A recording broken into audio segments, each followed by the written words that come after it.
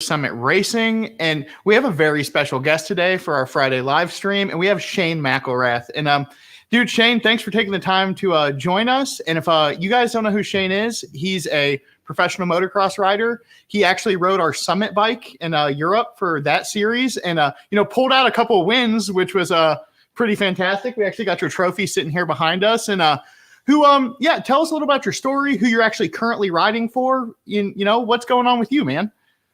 Yeah, so it's really cool to be on here. Nice to get to meet you and catch up at the PRI show. And so then now we've been talking on Instagram. I've been responding to your mechanic jokes, and which we appreciate that. Yeah, it's been cool getting to know you.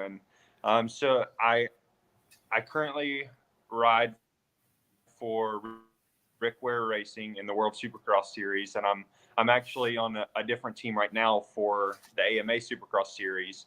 But with Rick Ware, he's got the car industry. So he's worked with Summit for a while, and it's been a kind of a one-off deal with the World Supercross starting up. And Rick wanted to go racing. He came and talked to me. He's like, hey, I want to go racing. I want to go win a world championship, and I want you to do it for me. So we had a little bit of time, and Rick was like, whatever you need, we'll go and do that. And so he's like, this is what we're going to put together. I'm like, sweet. That's exactly the route I would go if we were to do that. And Summit Racing was, we showed up to round one. He's like, dude, Summit's coming on board. Like, we really want to try to make this work. We really want to promote them and advertise them. And I know Summit is wanting to bridge the gap between the automotive and the power sports side. So it was a little bit of a perfect fit for us. And now getting to move forward with just going into year 2 of the World Supercross. And our team's looking good. And for next year, Rick has already said, like, hey, we're going to be in AMA Supercross and World Supercross, and all under one awning and one branding. So it's going to be cool.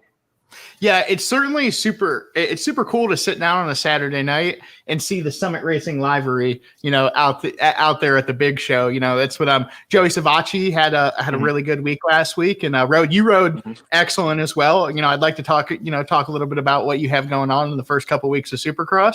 But yeah, like I said, it's really cool to see the Summit Racing logo, out there on dirt bikes, because it's typically not what you see our logo on. It's, race cars and stuff like that. But one of the big goals we have here at Summit Racing is to have something for everything you drive. So whether it be your bike or, your race car, your trailer, we cover it all.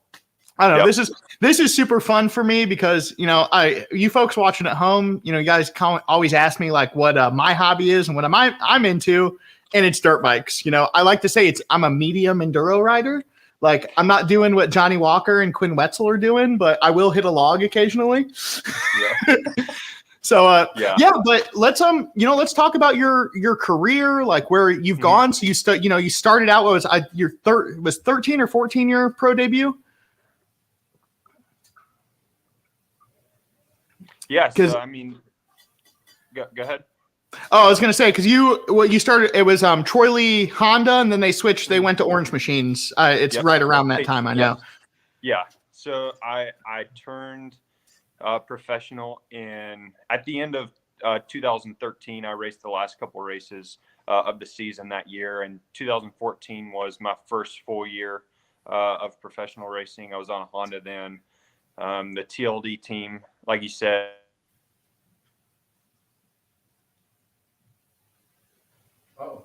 Oh, you got a little interference here.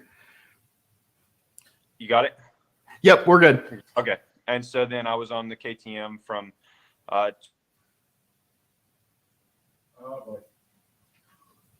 Yeah. And after that, I was on Moto Concepts Honda, and then Rocky Mountain KTM, and Husqvarna. So the last couple of years, I've definitely danced around all over the place, but it's been cool, like really getting to meet a lot of new people, and that's it's been a challenge though, because it's like, okay, I got to go here, get to know all these people, work really quick, race really quick, and then all right, see you guys later. So it's not an ideal setup, but this is now my ninth year as a pro, and my third year going into the 450 class. And for me, it's like I had a good 250 career, but the transition to the 450 class is not an easy one. So I've been trying to get my feet under me and really just continue my career growth. And in the World Supercross, I was able to race the 250 class. In AMA Supercross, they have some rules that, like, not necessarily age rules, but performance-based rules that if you perform too well or X amount of points each year or win championships, then you can't race in the 250 class anymore. So that's what I have to race the 450 in the AMA Supercross, and it's something that everybody kind of dreams of. And for me, it's like trying to take advantage of every opportunity I've had, even though I haven't been there super long. But it's like right now I'm on the Twisted Tea Suzuki team, and I've known them for a really long time, and they have a really good platform, and they have some really good guys this year too. So I'm trying to continue to develop my 450 career and learn the 450 class. Like it's totally different than the 250 class. Yeah, and that's kind of cool with, going over to Europe, is you got the opportunity to, ride a 250 again. And, for any of you guys out there that have rode, obviously a pro 450 is, no comparison to a stock one, but even a stock 450, that's a lot of bike. There's some of these, with them new manufacturers, these things are making 50 horsepower. Like there's a lot of oomph in those. So it's a challenge to ride. It's not like, these things you can kind of ring them out and let them eat, and you ride it like you're mad at it, like a 125. The 450 has enough to hurt you. Yeah, and that's like what a lot of people don't really understand is, Summit's all about some horsepower, and I mean for us, like in the 250 class, that's what it's all about, and just kind of like power to weight ratio. Like some of the 250s, it's like having a naturally aspirated 5-liter Mustang with 1,000 horsepower. Like that's kind of what we're getting out of the bikes. And the 450s, it's like we have to turn them down just to be able to race them, because it's like they're built so good and so fast that it's like, dude, you got to be careful and you got to respect it. And the 250s, like you can get some really good power out of it. It comes down to kind of reliability and rideability. So there's a lot going on in our little industry, and kind of getting to know the Summit guys and Rick Ware and just the whole car side of things. I've always been like an automotive fan. I've built a couple vehicles. Like I like horsepower, but the automotive side is way bigger than the motocross and supercross side. Yeah, and that's like, I don't know, I always try to explain to people when it comes to, the professional sports, and this, the Monster Energy Cup and that, that's my Super Bowl. And, you try to explain to people how many people come out of the amateurs, and how the moto triangle is not really a triangle, it's a Mount Everest. So, you have tons of amateur competitors, you have the guys that are showing up to Loretta's every year and competing there. And then, but on the professional level, you have 40 riders, and it's who are going to be those 20 on the line on Saturday night. And, that's the other crazy thing I'd like to talk about is, when we were growing up, we had Ricky Carmichael it was Jeremy McGrath was out on front, and then he was dominating the sport. Then we went to Ricky, and then Bubba, 04 came off 125s, when I went to the 450 class, and Bubba was really good. And then over the last couple years, the amount of training and how tight, the skill of all you guys are, you don't know who's going to win on Saturday night, because we don't have a definite champion. We've had a couple odds and ends over the year. You have Eli, he's picking up some steam. He's riding really well, but at the end of the night, you don't know who's going to have a good night. Anybody on the line can win. So I think that's kind of crazy. The kind of training and stuff you guys have to go through, to be competitive at that level. Yeah, and that's kind of what you're starting to see now is the age of the 450 guys, like the top 450 guys, the age is getting higher and higher. Just kind of as people are getting better. I mean, some look at Eli Tomac. I mean, this is arguably his strongest year he's ever had. I mean, it is his strongest year, and he's in his 30s now, and it's like before you had guys retiring at 25, 26, and they were fine with it. But now it's like the age is getting so high, and with the 250 class rules, it's kind of backfilling the 450 class. And so I think everybody racing right now in the 450 class, like it's like everybody but three people are past champions, whether that's the 450 class or the 250 class. So it's like, and I'm one that's not. So it's like, okay, I'm trying to find my way in the 450, in the 450 class, but all the guys I'm racing against, it's like that they've been there for many years now. And it's like, cause Ken Roxon's my teammate right now. And we're the same age. Like he's 3 months older than me. And my rookie year in the 250 class was his rookie year in the 450 class. Like he's 9 years now. And it's just crazy, like how different people are at different levels of their career. And it's like, I'm just trying to build. I'm trying to get better. I've won races in the 250 class, and I've raced against a lot of these guys that are in the 450 class, but the 450 experience, the 450 racecraft, controlling that power for the whole race, it's a different animal. And that's what I'm really trying to figure out and learn from all the guys that are out there. I mean, it's crazy how good some of those guys are. And like you said, a lot of people don't quite understand and how the tracks break down, just how rough they get, how much time we're on the track. It's pretty wild. Yeah, it's and we've certainly had a crazy, I'd like to say the first 3 weeks. Unfortunately, we had a cancel, there was a flood in Oakland, so we didn't get to race in Oakland. We're going back. It's cool, but just, you guys have, the season's already been crazy. Like there's a lot going on, and we're 4 weeks in. So let's talk a little bit about your team. So you're riding a Suzuki. You guys are the last of the Mohicans when it comes to Kickstarters, which is so gangster in my opinion. Yeah. What's with Kenny being your teammate and a lot, he kind of has a lot of an atmosphere around him and there's a lot of talk. Yeah. How's that? So you guys, riding together, you guys are just teammate, like how's being in that center circle with the Suzuki guys? How's that going? For me, that was kind of one of the big pieces of why I came to this team.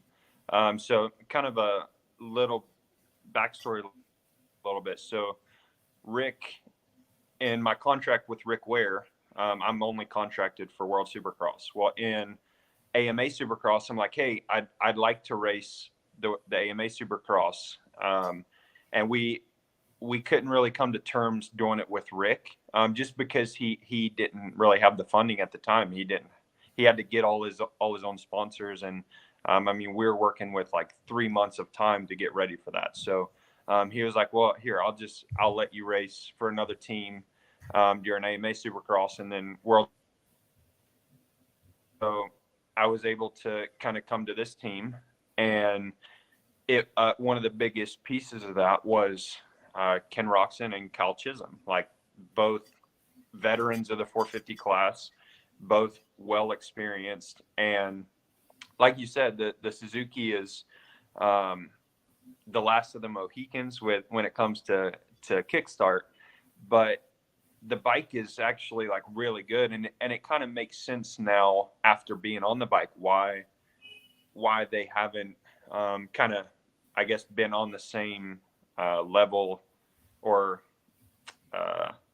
evolution of other manufacturers. And the bike is really good as it is.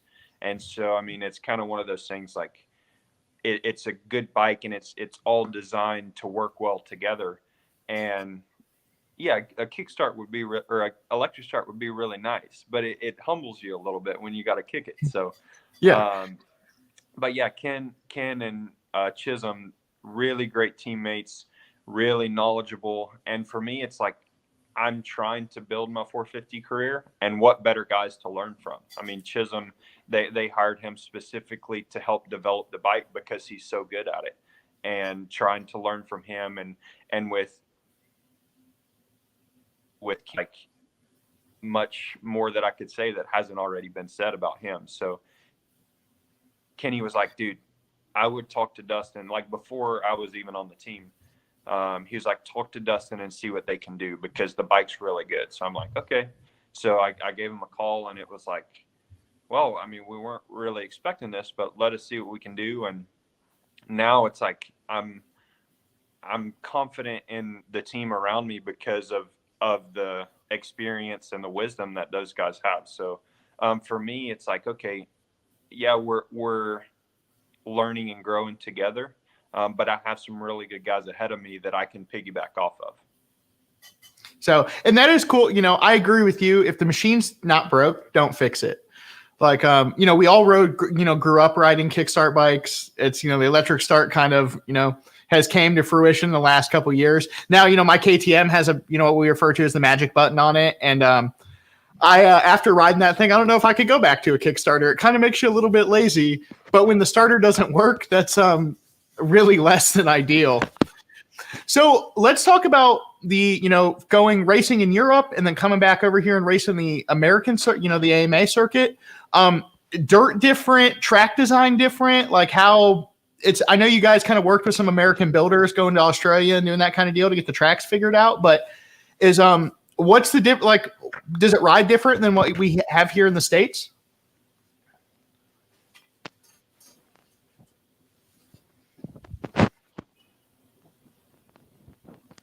I didn't hear anything that you had just said. Oh, that's my apologies. We had a little technical difficulty there. No, what I was asking, so, you know, you went over to Europe, rode over there, and then came back to the States and started to ride the AMA circuit here. Hello? Hello? Oh, we're having some technical difficulties here, folks. Can you hear me, Shane?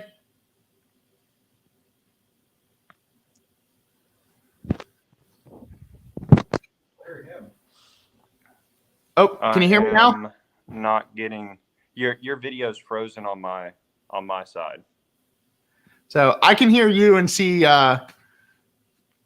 you. It's yeah, sorry about this, folks. We're just having some technical difficulties. It's I'm gonna blame the Ohio winter for slow internet. Hello?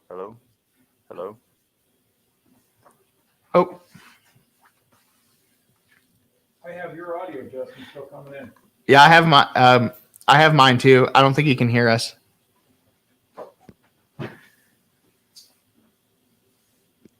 Hello? Oh, can you yep, give us a second here. We'll get this figured out, folks. Okay, we just checked our system. It's definitely not our system. Hey,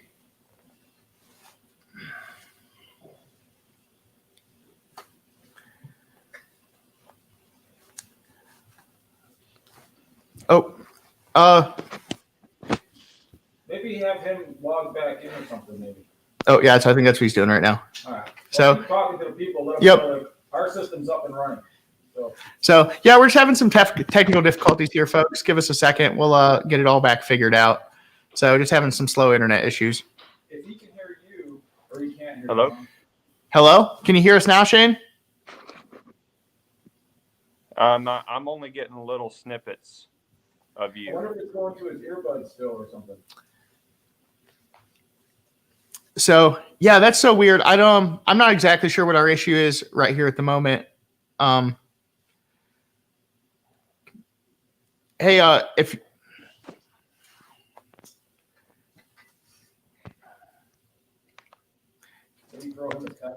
yep, yeah, I'm gonna do that. Here, guys, we're gonna have him jump off and then jump back on and see if it fixes it for us.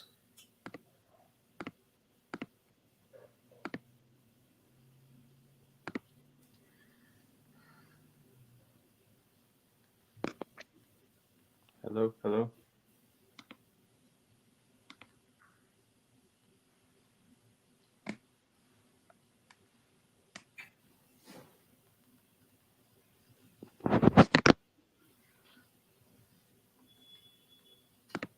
Hey, Justin, talk. Testing, testing. 1, 2. Justin's here. Okay, I'm gonna go out. You can still hear him. Yep. Yeah, just a second, guys. We're just having some technical difficulties. My bad. We got too excited. Justin, It happens. talk about, do you know what bike that is? And tell the people about his bike at all? So this thing is actually super cool behind us. This is the actual Yamaha that Shane rode when he was in Europe. You know, we're gonna get into that. But if you just look at some of the crazy parts that come on this thing, you know, it's got A-kit suspension, big fancy brakes. We have Shane's cool trophy behind us. But yeah, this is this is the bike that he rode and won on, and we were fortunate enough to have Rickware Racing, you know, lend it to us for a couple weeks and display it in our showroom. So it's wild to look at one of these bikes that they ride on the pro circuit versus what, you know, we go and buy from the showroom every day. So, you know, this is not your regular run of the mill 250F. This thing, these eat. So yeah, no, it's you have tie bolts. Like this is the pinnacle of racing. It's essentially like an F1 car, just a dirt bike. So, yeah, I apologize for this, folks. We're just having a couple difficult technical difficulties, waiting for Shane to get back on.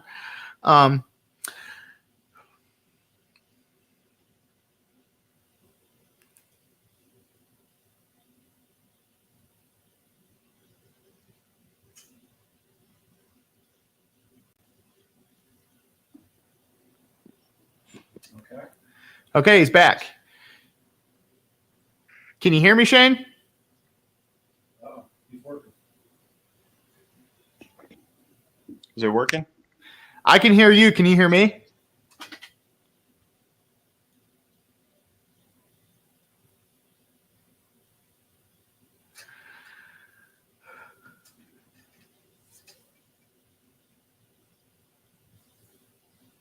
So we got something going on here. I'm not sure what yet, guys.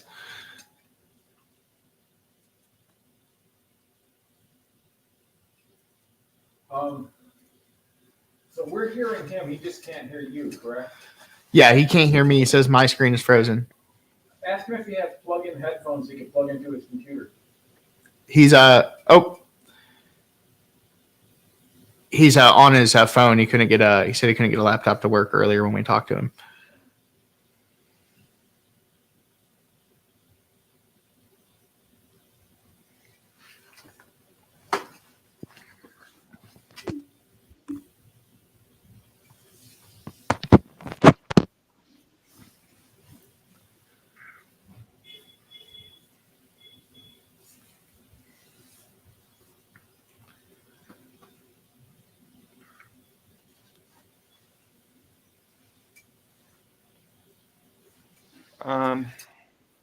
I can see you. I just can't hear you. Or I can see and hear you. I just don't think you can see and hear me.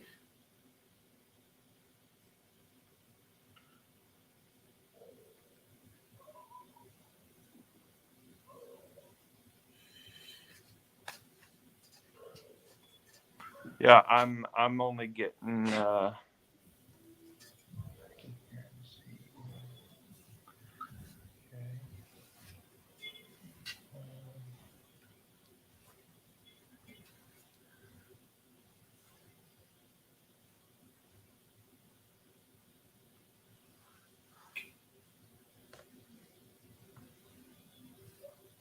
okay, I'm getting on my wife's computer right now.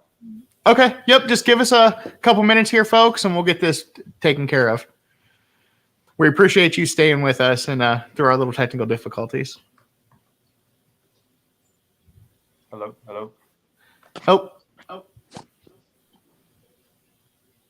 Oh, hey, I can see you on another laptop. There we go. Can you hear me? Heck Oh, yeah. Much better. So groovy, dude. That's like I said. I'll apologize to the folks at home again. Sorry for our technical difficulties, guys. You know, it happens. It's part of this. But you know, we have a cool guest, so that's all that really matters. Thank you. I got to get my phone taken off now so I don't get double audio. Oh, yeah. You don't want that. The whole bubble thing. We're good now. Sweet. Okay. So let's get back to what we were talking about. Yes. So, you went over to Europe, rode there. Well, I say more than Europe, Australia, Europe, a couple different places. And then, raced over there and then headed back over here to the States. Mm-hmm. Tell us a little bit about how the dirt's different, track design. Does that come in a lot of play, when you're racing in Europe versus what, Dirtworks is building over here? Yeah. So when we went to the UK, the dirt there was pretty hard packed. The dirt there was really similar to being here in California. Like there was moisture in it when we started, but kind of after 2 days of riding, it being indoors, I think they did put a little water on it, like using a water truck and stuff, but all it did was really pack in. And as it dries out, it doesn't dig down. It kind of just breaks away. So it gets really like pebbly and loose. And so that one, it kind of caught a lot of people off guard because it was like there wasn't many options for lines because of how dry the track was. The track overall was built really well. The guys at Dirtworks, I'm pretty sure it was Dirtworks. They have built a lot of tracks over here that we've ridden on and that we'll practice on. So then when we went to Australia, everybody was like, oh yeah, Australia is even worse, like being hard packed. And so I'm like, okay, well, we got there, we did the track walk. I'm like, dude, this dirt looks really good. And then they were like, yeah, don't play into that too much. Like, dude, I'm telling you, it gets really hard packed. And we had heard that they brought in new dirt for Australia this year. They're like, yeah, don't trust it. Like it's going to be hard packed. And that dirt there was actually really good.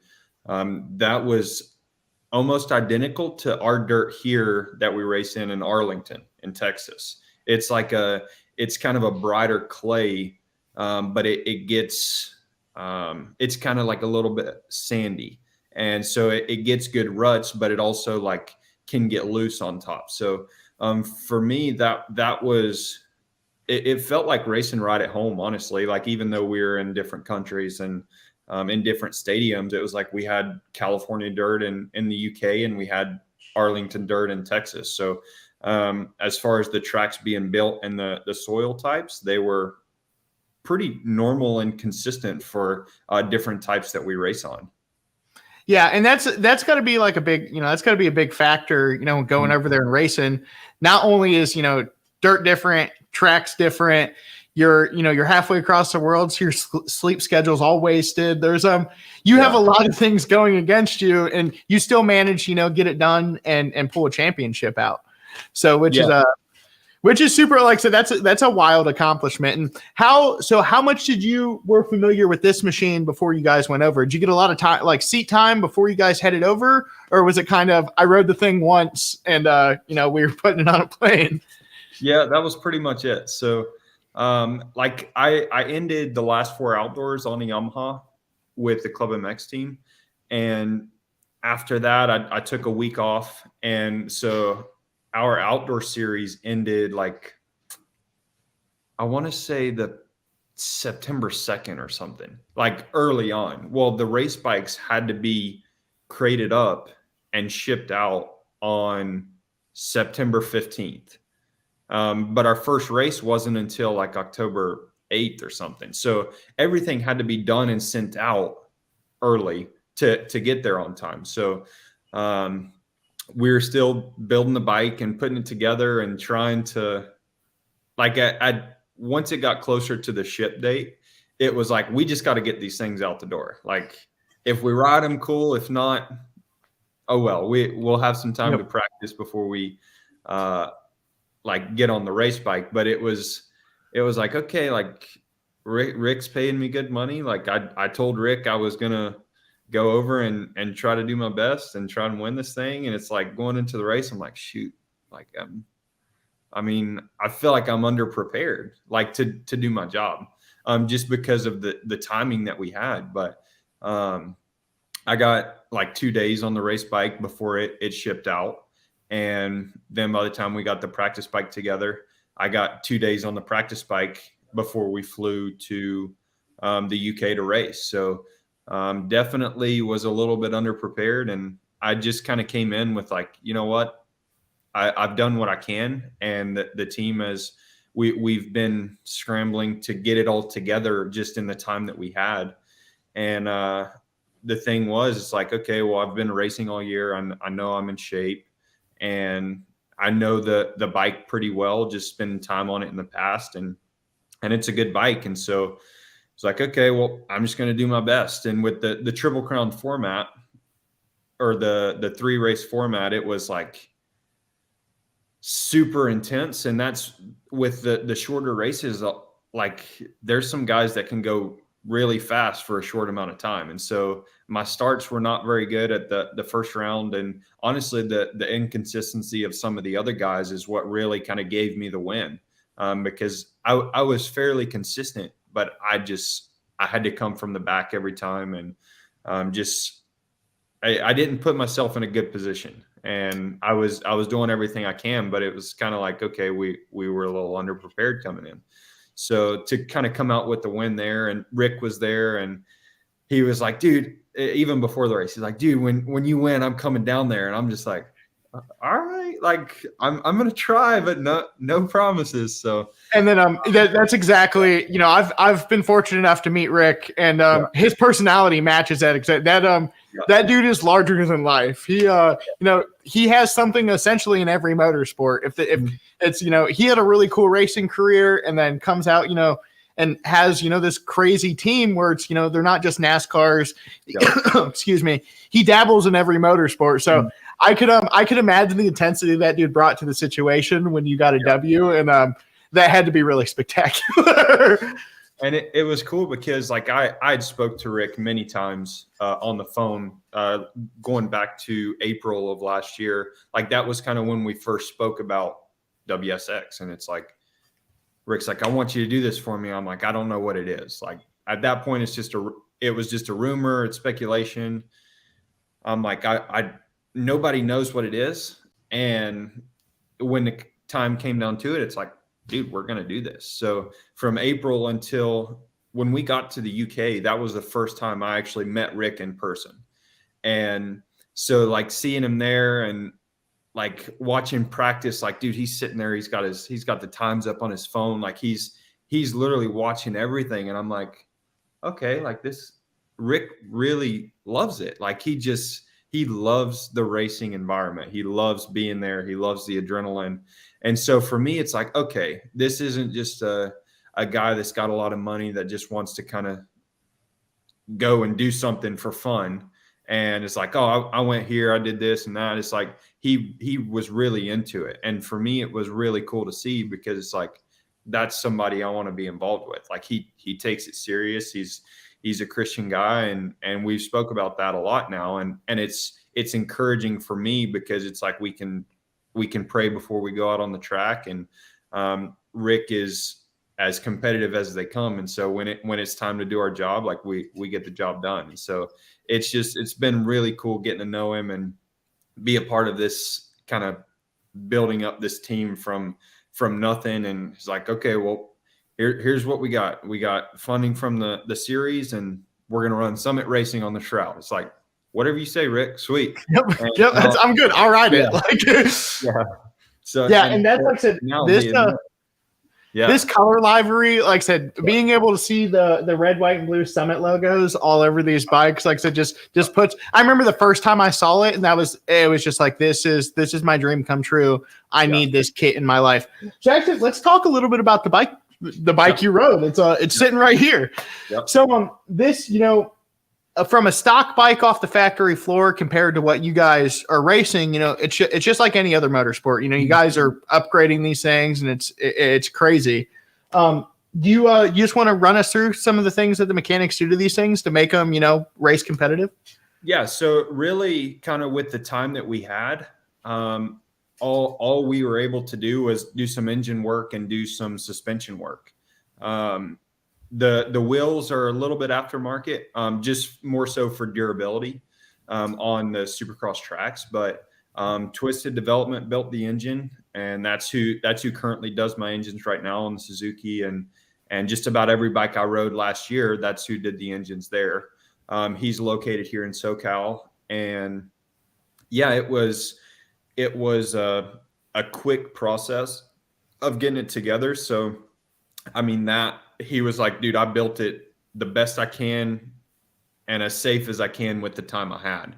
Kind of where we ran into problems is like we built these bikes, and so the FIM, the sanctioning body for the World Supercross, they control the fuel regulations. So when we're dynoing the bikes and running in practice over here, it's like, okay, like the bike's running good.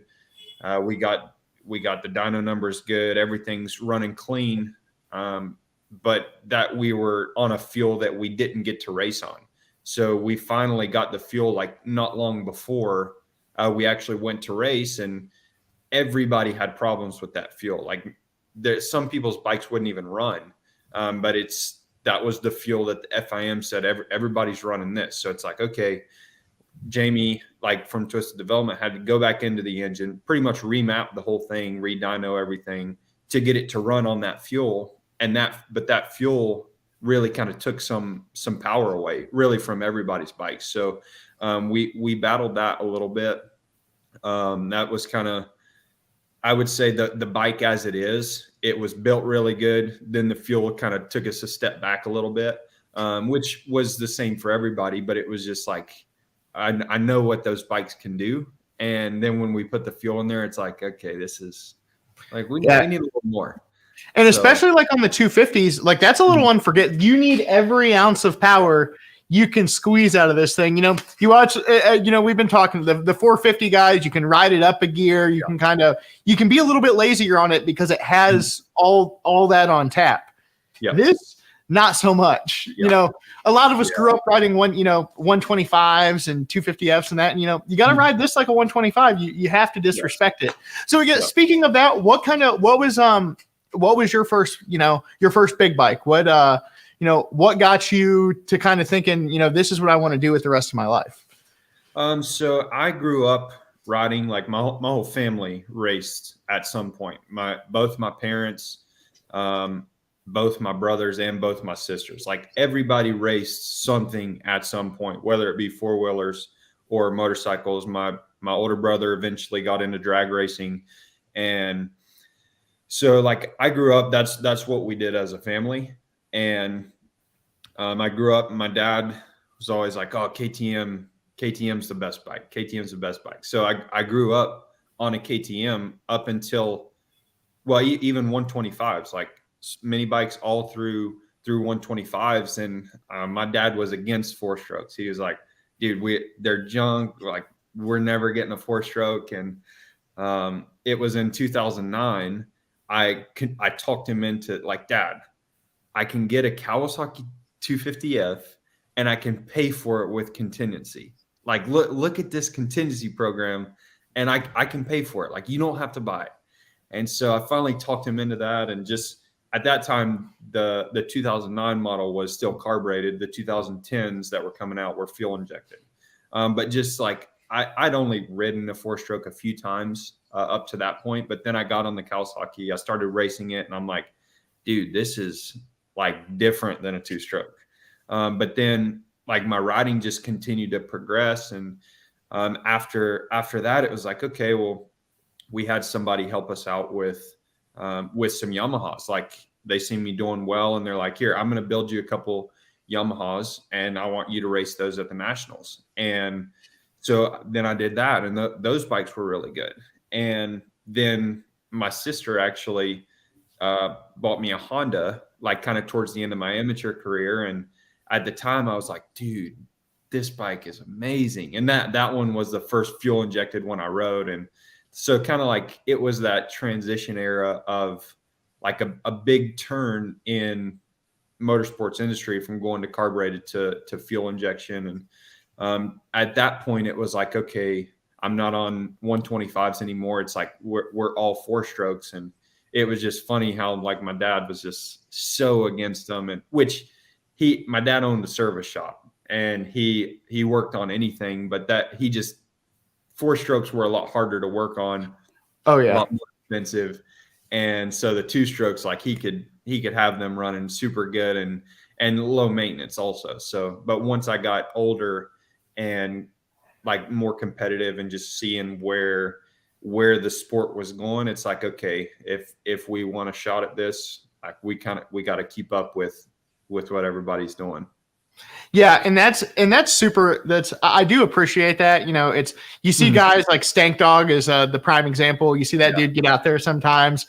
Yeah. He rides that 2-stroke with all his heart. But it's dude, we're in the thumper era now. You know, I can remember 04, 05, and you know 04 especially. That's you know our close national track to me, which was Troy, Ohio. Kenworthy was the Ohio national track. So that was the last year for that. Tons of 2-smokers. It's right before Bubba stepped up. And, you know, that's kind of that era, you know, the early 2000s when, you know, thumpers started to dominate. You had the dudes on the YZ426s that just, you know, nobody knew what to do because the things, it was an odd animal on the track. And now, you know, the 2-strokes are the kind of little bit of the dinosaurs, but, you know, you have, you know, Yamaha and KTM, Husqvarna, you know, all those brands still developing the 2-stroke technology, which is really cool. But that is one of the things I appreciated about the straight rhythm deal is that everybody's riding 2-smokers. So it's that nice vintage throwback. You know, I like to say that, you know, the 90s to the early 2000s, that golden era of motocross where kind of, you know, everything came together and then it,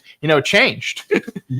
Yeah. And that's the thing with straight rhythm is like, because the Troy Lee Designs team I was on with Red Bull doing the straight rhythm, it was kind of like we were not necessarily expected, but it's like they want all the Red Bull athletes doing it. And so for us in the position we were, it's like straight rhythms every year because our team's sponsored by Red Bull. So that was really cool. And it was a great learning experience for Supercross. It's like, dude, take the turns out and you can work on how good you can go through the rhythms and the whoops. And it was like, I think 2014 was the first year. I kind of did it on a whim that year. Like a week and a half before the event, they were like, hey, you want to do straight rhythm? Sure. But I did it on a 350 in the 450 class. So it was like kind of just, okay, I'll just go out there, kind of more so to fill a spot a little bit. But then the next 15, 16, and 17, it was like, okay, I'm in the 250 class. I'm on my race bike. And I think I got like a second, and then I won the next 2 years. But it's like, dude, this event is really good practice leading into Supercross training. So then it was in 2018. They had the 2-stroke class, but then in 2018, the end of 2018, it was all 2-strokes. So I'm like, they're like, hey, we're gonna do straight rhythm on 2-strokes. Sweet, that's fine. And at that point, I'd never ridden a 2-stroke on Supercross. Like I hadn't ridden a 2-stroke since I got off them when I was like 15. So it was like, okay, that like they put a lot of time into building these bikes. And they like, at that point I was in the bigger class, like the 250s. But then they put 300 big bore kits on them, like put a lot of R&D in them. Like they wanted them to run good. And so by the time the bike was done, I rode it for like 20 minutes the week of on Supercross just to break it in. And then we went straight to press day and practice at Red Bull Straight Rhythm. And I was like, dude, I felt like such a fish out of water. Like the 2-stroke and 4-stroke are just totally different. Oh, it's two totally different riding styles. You know, Yeah. I'm a diehard 2-stroke man. I do. There is a 4-stroke sitting at home in my garage as well. You know, I'm not a total hater, but it's wild. You with the 2-stroke thing, I always like tell people it's all about commit. You have to commit to it. There's no with the 4-stroke, you can second guess yourself a little bit and grab, especially with the fuel injected bikes. You don't have that dreaded, you know, FCR bog. But you know, you can recommit to it if you know you talk yourself back into it. On the 2-stroke, it's all or nothing. Yeah. And that was so obviously the 4-stroke has a lot of engine braking, just the weight of the motor. The 2-stroke has essentially none. And it's like I rode it for like 20 minutes at the practice track, it's like, all right, like I knew that track really well, so I could kind of get on it and just go through the motions a little bit. I'm like, sweet, feels good. Then we went and had to learn the actual track at Straight Rhythm, like for practice, and they had those speed checks, like the walls, and like just took off my first run, and I'm like hit the first couple doubles. I'm just cruising. I'm like, all right, I got this. And I didn't use the brakes going up the speed check because I'm like, oh, the bike will slow down on itself. Well, it was a dummy mistake. And dude, I just straight launched off that because the bike didn't slow down at all. And I'm like, oh my goodness, what am I doing here? Like at that point, I was like, this is not how I thought it was going to be. So yeah, and that's a very real thing. You know, I know when we demoed new bikes earlier this year, and I rode the I came off the new 300, got on a 350F, and coming into the first, one of the first corners on the test track, it was like, oh, I got to ride this thing up a gear because it doesn't slow down the same. Yeah. So it wants to slow down right now, and then you fall over in the corner like an idiot. You know, at least that's what I do. So let's talk a little bit about your kind of training regimen, what it takes to, compete on the professional level. So what time's your day start and what's the first thing you do?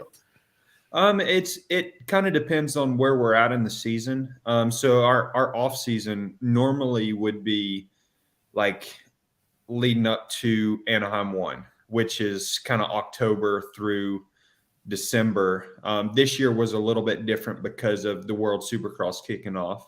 But right now it's kind of like we go and we race on the weekend, and then Sunday we have completely off. Monday I'll do some light cardio, some stretching, and then I'll do like training on the bike Tuesday and Wednesday, work on things that we needed to work on from the weekend before. And Thursday is normal. It depends on like when we travel. So if it's a longer, like coast to coast, we'll fly on Thursday, so that we're not traveling so far on Friday, right before the race. But it kind of depends right now on if I go down and like I'm kind of beat up, like I'll need extra recovery during the week. I'll take it a little lighter. But for me, it's like right now it's not super like, okay, got to get up at this time. Like if I need more rest, then I won't set an alarm and I'll sleep until 7:30 or 8 and then get my day going just so that I can make sure that I'm recovered. But on days when I feel good, the next day it's like, okay, I can get up at 6:30 and just kind of spend some time in the morning reading or praying or just kind of when it's quiet and do my training for the day. And it's not a super heavy load right now because we're in season and we just started the Supercross season and we have 17 races. So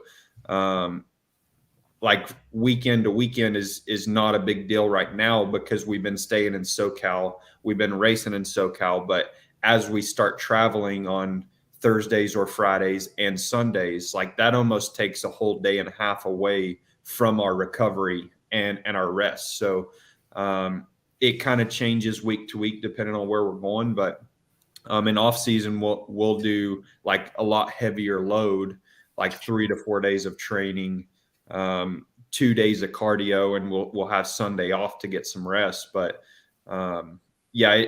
it changes throughout the year depending on injuries, like crashing, where we're at in the season. Like, do we need to take an extra day this week to be ready to go for the race this weekend? Yeah, and that's been certainly nice. With the Supercross schedule is a little crazy. I feel my heart goes out to the privateer dudes that have to go from one coast to the other and back. I do like the championship being in Utah is kind of cool. It's not they picked a different location versus Vegas, which is nice. I always like to tell people if you've never been to Sam Boyd Stadium in Vegas, you're like looking around downtown for it, and no, it's in the middle of the desert. No. Yeah, it is. It is. So and that has to be nice, living in SoCal, because you're in North Carolina or South Carolina. I know you're a Carolina boy. I just don't know which one. So I grew up in North Carolina, and my wife and I live in Florida currently, but my in-laws live in Southern California, and so that's where we're at right now while we're here in SoCal. Yeah, that's got to be nice to be on that side. You know, you have Anaheim right there. Yeah. It's I don't want to say a couple hour drive because I went to LA earlier this year and experienced it for the first time. And, you may only have to drive 20 miles, but it takes 2.5 hours versus, my drive to work's, 35 miles and I do it in 20, a half hour or something like that. So I feel for you guys. But, certainly traveling. And that's going to be the other hard part about it is the weather change from, side to the side to the country. Cause it's still warm there, when you come to, our neck of the woods for Indianapolis or Detroit, in a couple weeks, it's still going to be a little chilly up here. Yeah. Now, sorry, I didn't mean to cut you off. You go ahead. No, go ahead. Well, I was going to say, like, just this past weekend, I got my first ever parka. Like, I've never had a big coat, but like going to Minneapolis, going to Indy, like you said, like there's a lot of years it's a snowstorm there. So I'm a little bit more prepared this year. I got my first parka. Yeah, that's what you like to stay warm. That's what when I was in California, I had shorts and a t-shirt on, I was enjoying it. Rode my buddy's Harley up and down, went to Seal Beach, was having, having so much fun. And he's got long sleeve shirt and pants on and a hat, and he's like, "Yeah, it's only 60 degrees here. Like, what's wrong with you?" And I'm just like, compared to what we got going on in Ohio, this ain't bad. Yeah. Now, so you're riding are you planning on riding the outdoor series as well with Suzuki, or do you have any plans to ride the outdoor? So I only have a Supercross only contract right now, and it's only because of my contract with RWR that I can do this. So it's definitely a unique opportunity, and I spoke to Rick like last week, and I was like, dude, I don't really like it. It feels like I'm like cheating on you. It's like not many people are wearing your shoes. A lot of people, it's hard enough to get one professional ride. Shane's over here sitting in high cotton with two. I think that's a little bit of a bragging rights. Like they both like me. It's definitely weird, but that was kind of what Rick and I discussed. Is like, look, I want to be prepared when we go back to World Supercross, and that's my plan. It's like if I weren't racing AMA Supercross, then it's like, I can go and show up and race, but it's like all the other guys that I'm going to be racing against will have been racing prior to that. So it's not like kind of coming off the couch, if you will. So that was kind of like, I'm going to do Supercross, the full Supercross series. And then when we get to the first round at WSX, like I'll be ready to go, and it's nothing new. So that's my plan. Heck yeah, that's awesome. And like I said, we're looking forward to, following along with you the rest of the season and then seeing what you do in World Supercross as well. Because like I said, it's cool, being able to watch somebody, compete on the level that you guys are on is kind of insane. So that's what in all the motorsports, I always kind of joke around, like the moto guys are, you guys are a little underappreciated. You guys work really hard and you don't see a lot of limelight. And we like to highlight all motorsports, and we even like it more when we have Summit liveries on the bikes. And that's the deal with Summit is like so many people at PRI were like, "What's a dirt bike doing here?" Let me tell you about it. So it's been really cool, and it's like Rick is really pushing to help bridge that gap of what Summit's wanting to do.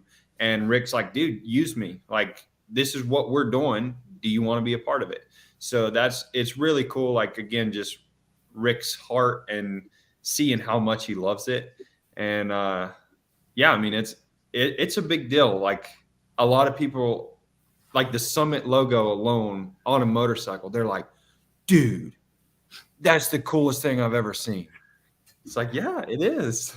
Yeah, no, that's exactly how I felt the first time I saw it. And then the next question I had to ask is, guys, how do I get this kit for my bike? Because I want it. Yeah. So, but that was the same deal. Like you said, being at PRI, I was standing there. I was over at the Engine Labs booth at the time they did a cool Godzilla giveaway. And I'm standing there talking to my boss, and I look over and I see this, and I kind of hit him a little bit. And I'm like, dude, that's Shane McElrath over there. And he kind of looks at me and I'm like, he's a professional motocross rider. I'm fangirling hard right now. I need to go talk to him. Yeah, that's awesome.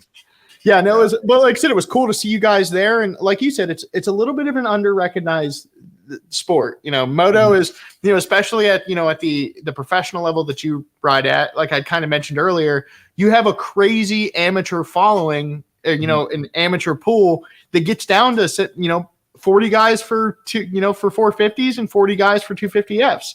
And only 20 of those guys are going to the main show. Yep.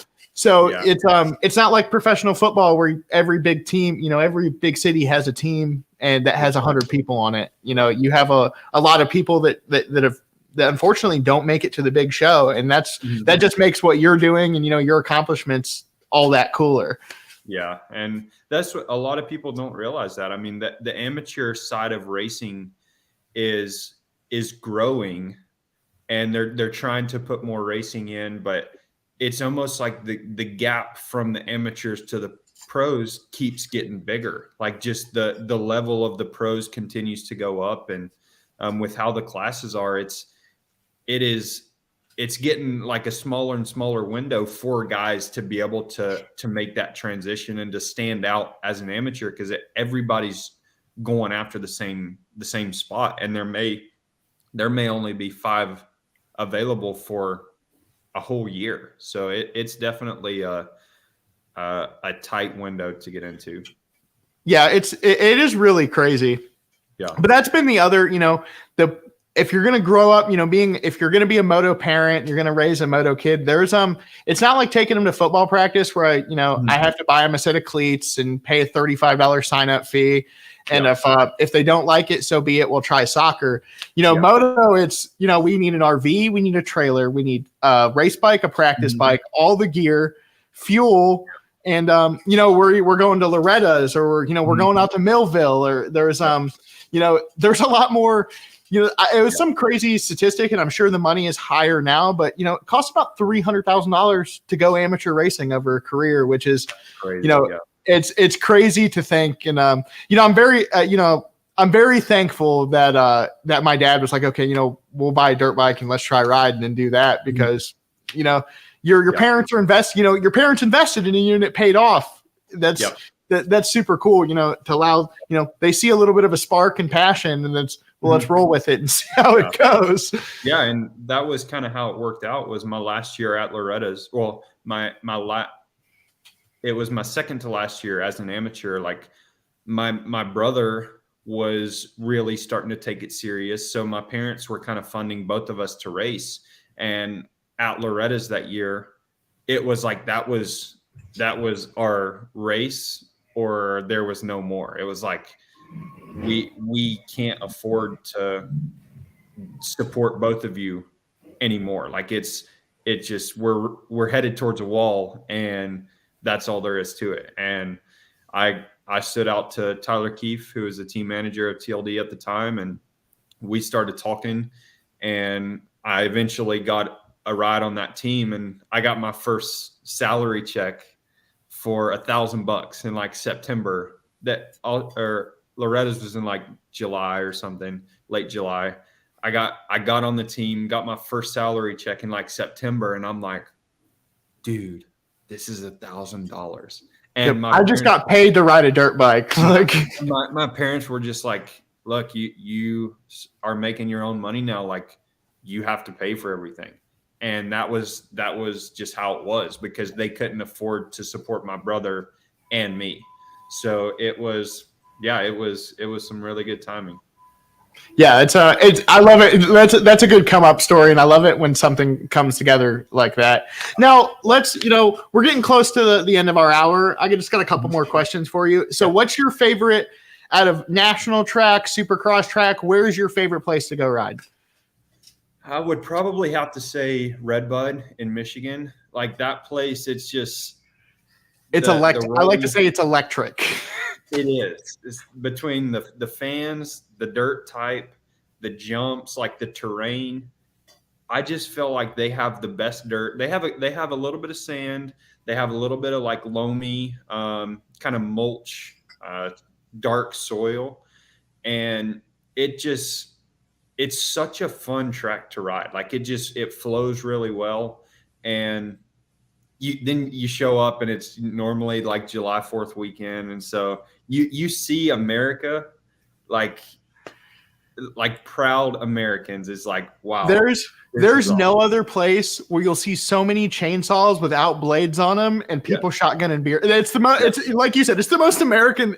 It is, they say the Daytona 500 is America's race. Yeah. They just haven't, the people that say that haven't been to Redbud yet. Yes. So it's, if you haven't been, guys, I highly recommend it. There's nothing like it. It's, like you said, it's absolutely insane. And you have the leap, which is, that's there is some, we are very, being here in Ohio, it is nice to be able, all these tracks like Redbud's 5.5 hours for me. So that's not a bad drive. You have Indy, you have Ironman, 5 hours that way.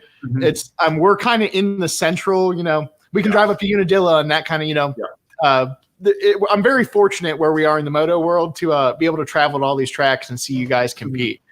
Yeah. So one last question. So when you get home after a long, either your season or a long, long Supercross race and you go home, what's your like cheat meal, your go-to, home cooked, this is what I want to eat? That's a good question. I'm a big Chipotle guy. Like I've kind of worn my wife out on Chipotle. It's like if we're anywhere, like we're always on the road, we're always traveling, and there's always Chipotle. And I can eat it anytime. Like, dude, I can eat it twice a day if I need to. But my wife, she's like, she hears Chipotle now. She's like, no.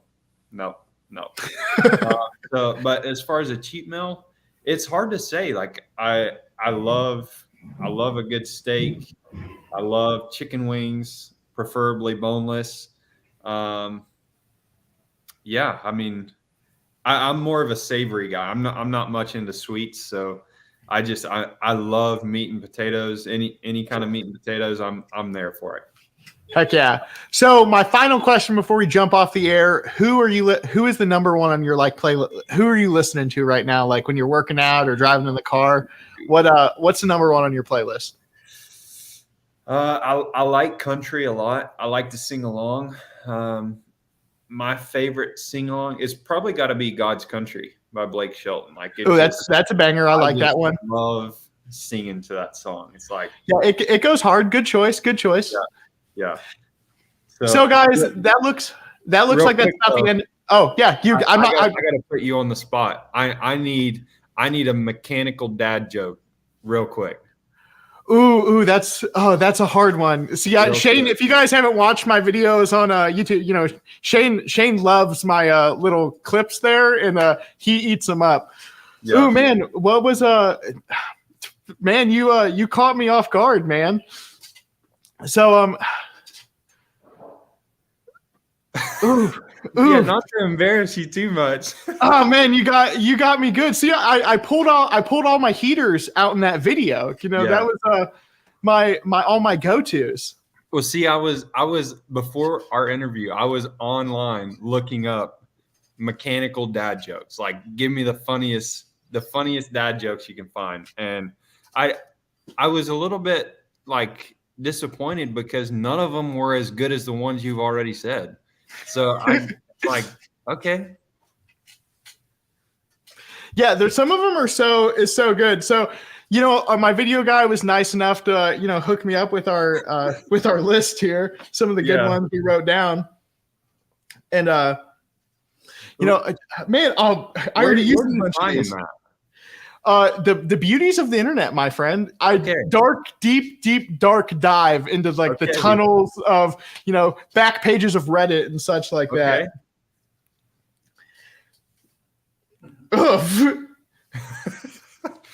Oh, how about this one? What do you call a mechanic who does nothing but sit on the sofa? A flat tire. An automan. So like an ottoman, kind of like. Oh my gosh. Okay, I do have one that I found. It says, when you're in California, make sure your mechanic uses a state flag to check your oil. It says, then you'll get a Super Cali Flagger dipstick expert diagnosis.